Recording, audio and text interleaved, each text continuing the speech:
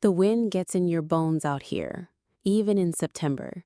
People forget the coast doesn't sleep just because the tourists leave. It broods, it rates, and so do I.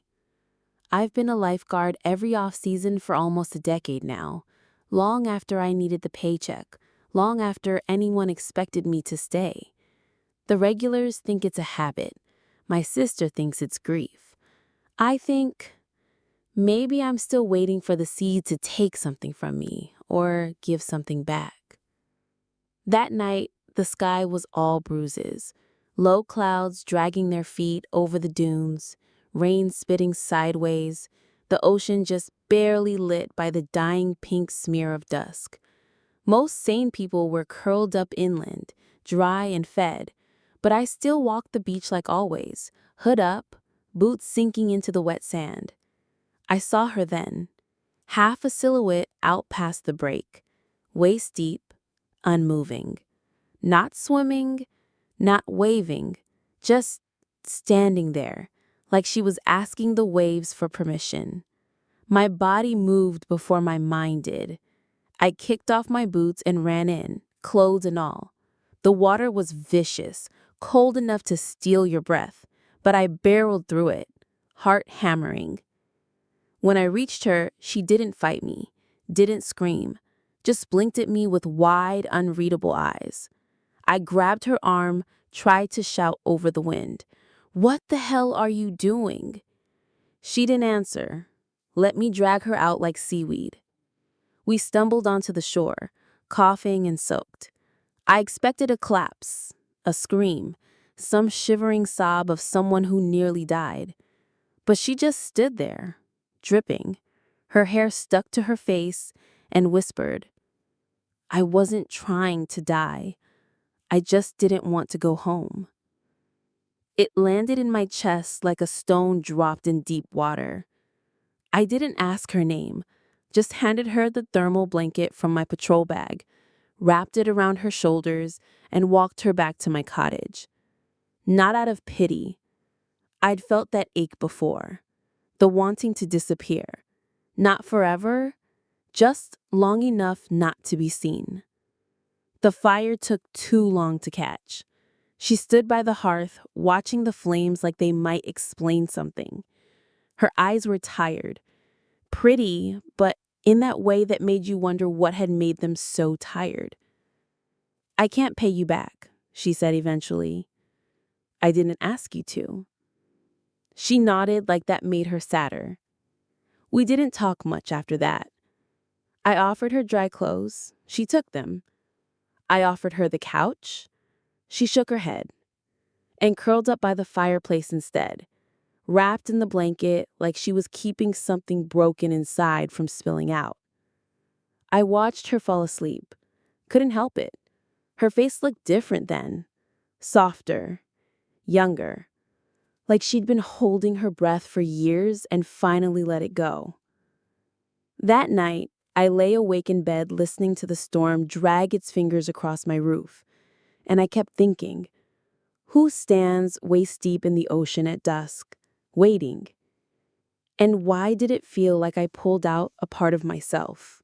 In the morning, I half expected her to be gone.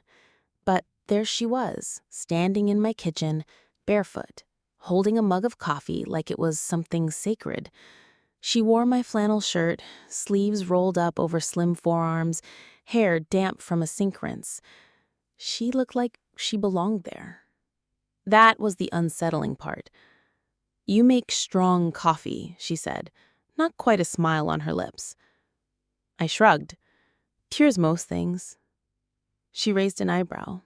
"Does it?" We fell into something, though I didn't know what to call it. She said her name was Camille. No last name offered, no questions about mine. She stayed that day, then the next. She didn't ask if she could, and I didn't ask why. The weather helped. Storm after storm kept the beach empty and the town quieter than usual. It felt like we were the only two people left in the world. We developed small rituals. Coffee in the morning, walks in the late afternoon if the rain let up, silent dinners. I'd never been good with words, and she seemed to understand that. She filled the quiet with glances, with small, strange observations about the way wind bent pine trees or how sea glass always seemed sad, like it was trying to forget it was once sharp. I laughed more than I should have, at things that weren't even jokes. Once I caught myself smiling while rinsing dishes just from the memory of her muttering kitchen therapy as she dried spoons. On the third night, we sat out back under a faded blanket, watching lightning arc behind the clouds over the sea. "I left someone," she said, just like that. No lead-in. I turned to her, surprised, but she didn't look at me, just sipped her wine and kept staring at the sky.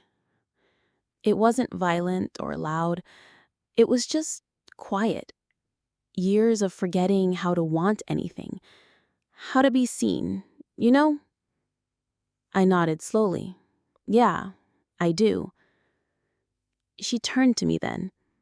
"Do you?" I hesitated. I came back after my mother died. Figured I'd stay a few months.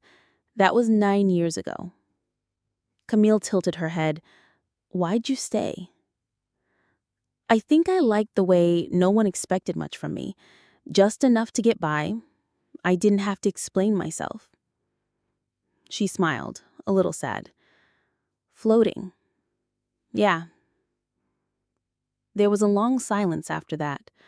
The wind picked up, the blanket slid off her shoulder, and I reached out to fix it. My hand brushed her cheek, and I left it there. Not a kiss, not even close, just skin to skin. A question I didn't have words for. She didn't flinch, didn't move. Her eyes softened just a fraction, and I thought, maybe she sees it too. This strange current between us. Not rescue, not pity, recognition. The next morning, I woke to quiet. Too quiet. The blanket was folded on the couch. The borrowed flannel hung neatly over the chair. Her mug in the sink, rinsed. No note, no message. Just absence, clean and total. I stood there, fingers on the back of that chair, wondering if I'd imagined the entire thing. The ocean was calm again that day. I hated it for that. I checked the beach first, thinking maybe she'd gone for a walk. Maybe she needed air or space or whatever people needed when they disappeared without a word. But the shore was empty, save for a few gulls picking at seaweed and the hush-hush of waves that had seen too much and remembered too little. I tried the motel in town. The clerk barely looked up. No one matching her description had checked in. I even drove out to the cliffs because some small panics part of me remembered how still she'd stood in the water that first night. Like she was already halfway gone. But there was nothing there, just wind and the yawning mouth of the sea. I felt something break then, not dramatic, just quiet, like a thread pulled too tight for too long. Back home, her presence lingered in strange ways. A coffee rang on the counter, the dent in the pillow where she'd slept, the pair of socks she'd borrowed from me, still folded on the radiator. I should have Exodus Day. I should have told her that the nights felt warmer with her beside the fire, that the silence didn't feel so heavy when she was in it too. But I'd held back, afraid to name something too soon, or maybe afraid that naming it would make it disappear faster.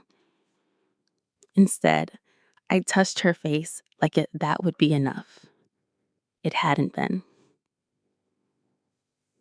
That night, I sat in the cottage with the lights off, just the dim orange from the hearth flickering against the walls. I thought of the way she looked at lightning, the way she said, floating, the way she hadn't moved away when I touched her. And I realized I never told her she mattered, not with words. I was always better at pulling people from the surf than telling them they deserve to live. Around midnight, I grabbed my coat and drove to the bus station in the next town over. It was mostly empty. One lone teenager was scrolling on her phone, a couple tasked out on the bench. I sat in the corner and waited. For nothing. For maybe. I didn't even know if Camille had taken the bus or where she would have gone, but the stillness there felt like something honest. Hours passed. Eventually, I pulled a notebook from my gloves compartment, one I used for grocery lists and gear checks, and started to write.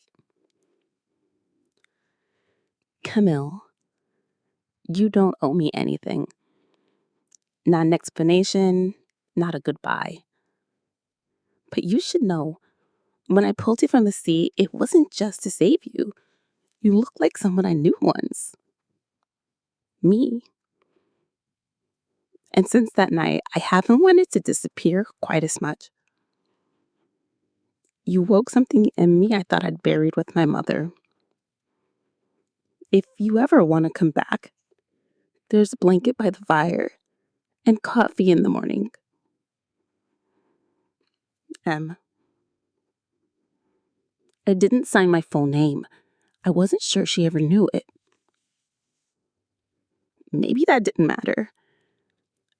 I folded up the page, tucked it in a pocket of my coat, and drove home as the sky began to lighten. The sea was still sleeping. The town, too. But something in me had shifted. I wasn't floating anymore. 3 days passed. I tried not to count them, but I did, marking time by the mug I left out for her, by how many times I glanced at the shoreline, by the soft groan of the floorboard she used to step over, even though it never bothered her. Then, just as the sun was beginning to rise on the fourth morning, I heard the front door creak open. And there she was, soaked from the chest down, hair plastered to her face, sandy up to the knees, breathing like she'd just raced the tide. I didn't move. I was afraid if I blinked, she'd vanish again. She looked at me, something flickering behind her tired eyes. Then she smiled, faint and lopsided. I didn't leave. Not really. I was swimming. I wanted to know if I still could. At sunrise? It's quiet then, she murmured, stepping out of her shoes. I like when the world hasn't decided who to be yet. I walked to her slowly, reached for the towel slung over the back of the chair, and wrapped it around her shoulders. You scared the hell out of me. I know. A beat passed. She touched my wrist, lightly. I read your letter. How? You left it on your passenger seat. A small smile. Your truck's not exactly Fort Box. We stood there, inches apart, the towel dampening between us. I could smell the salt in her skin. The ocean always left traces. I didn't know how to stay, not just here, anywhere. I'm good at slipping out of rooms before anyone notices I was in them. I noticed. Her eyes met mine. I didn't think anyone ever really did. I reached up, tucking the strand of wet hair behind her ear, and let my hand rest there. You're never invisible, Camille. Not to me. We didn't kiss. Not then. That would have felt too easy, too scripted. Instead, she leaned her forehead against mine, and we breathed the same air for a long, quiet moment. Later that morning, we sat on the beach wrapped in blankets, coffee steaming between our palms. The sun rose behind the clouds, not dramatic, just soft and slow, like it knew we needed gentleness. She didn't ask to move in, she just did. Brought her bag in from wherever it had been, claimed the spare room, didn't give an end date. We kept our rituals, coffee, walks, silence that said more than speech. Sometimes she'd sit on the porch and sketch the sea. Sometimes I'd watch her instead of the waves. One night I awoke to find her sitting by the fire, reading. She looked up and said, "You feel like a place, you know?"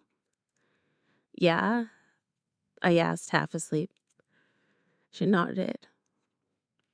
"Like home." We never called it love. We didn't have to.